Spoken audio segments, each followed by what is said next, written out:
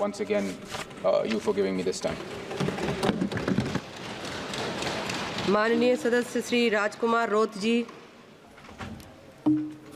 महोदय, आपने शिक्षा विभाग पर महत्वपूर्ण विषय पर बोलने का अवसर प्रदान किया, इसलिए आपको खूब खूब धन्यवाद। देश के जो अंदर जो शिक्षा के जो हाल हैं, वर्तमान जो परिस्थिति में जिस तरह से देश ग्रोथ कर रहा है, उसके साथ जो एजुकेशन डिपार्टमेंट के अंदर जो क्वालिटी आनी चाहिए थी वो आज नहीं आ रही है। आज हम सब जब यहाँ हैं, मैं आज एसटी कैटेगरी से आता हूँ, यहाँ पर आया हूँ, इसके पीछे दो कारण हैं। एक तो मेरे समुदाय का प्रमाण पत्र और दूसरा एजुकेशन। अगर एजुकेशन नहीं होता तो मैं आज यहाँ तक नहीं पहुँच पाता। शिक्षण व्यवस्था की अगर बात करें, वर्तमान में जो भौतिक स्थिति आदिवासी इलाके की अगर बात करें विशेष करके, तो सबसे पहले भौतिक स्थिति क्या है?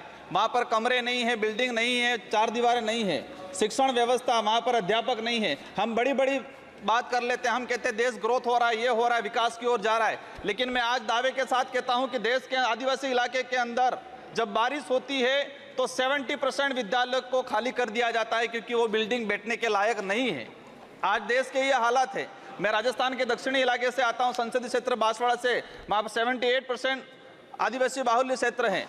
वहाँ पर मेरे उस इलाके के अंदर हायर एजुकेशन हो या अपर एजुकेशन हो, उसमें स्थिति ये बनी हुई है कि एक एक कमरे के अंदर, सभापति महोदय, मैं मंत्री महोदय के ध्यान में लाना चाहूँगा कि देश के उस ऐसा कोना भी है जहाँ पर 3-3, 4-4 क्लास के बच्चे एक रूम में बैठते हैं, 6वीं, 7वीं, 8वीं, 9वीं, और हम दावा कर रहे हैं कि देश को गति की ओर, प्रगति की ओर ले जा रहे हैं, अमृत महोत्सव की ओर ले जा रहे हैं। एक कमरे में 4 क्लास के बच्चे बैठेंगे, टीचर किसको पढ़ाएगा? और वो बच्चा डिग्री प्राप्त करके कहाँ जाएगा, क्या करेगा आगे जाके? उसका भविष्य अंधकार में जा रहा है। माननीय सभापति महोदय, देश के वर्तमान के अंदर जो पॉलिसी ला रहे हैं, नई शिक्षा नीति मेरी समझ के अनुसार प्राइवेटीकरण को आगे बढ़ाने का नीति है। इसमें सीधा सा एक ला दिया गया है कि 6 साल का बच्चा होगा वही पहली क्लास में एडमिशन लेगा। देश का कौन सा परिवार ऐसा है, किस समुदाय के कोई व्यक्ति ऐसा है जो 6 साल का बच्चा होगा इसके बाद एडमिशन कराएगा? इस स्थिति में आने वाले 10 साल बाद सरकारी संस्थाएं खत्म होने वाली है। आज प्राइवेट स्कूल में 3 साल का बच्चा एडमिशन ले रहा है, और हम नई शिक्षा नीति में ला रहे हैं कि 6 साल का बच्चा होगा, इसके बाद पहली क्लास में एडमिशन लेगा।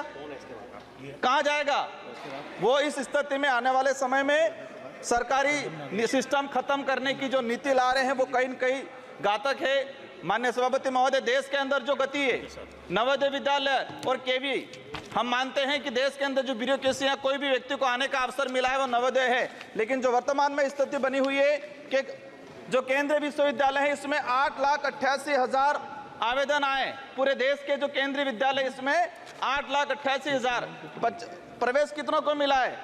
75,703 बच्चों को प्रवेश मिला है। इसका मतलब ये क्लियर हो गया कि 8% बच्चों को ही प्रवेश मिल रहा है। माननीय सभापति महोदय, माननीय अध्यक्ष महोदय, मुझे तब स्टार्ट किया मैंने आपके आने से पहले, सर अभी आने से पहले ही। अध्यक्ष महोदय बहुत बहुत धन्यवाद। मैं आग्रह करना चाहूंगा, अध्यक्ष महोदय, सबसे पहले आपको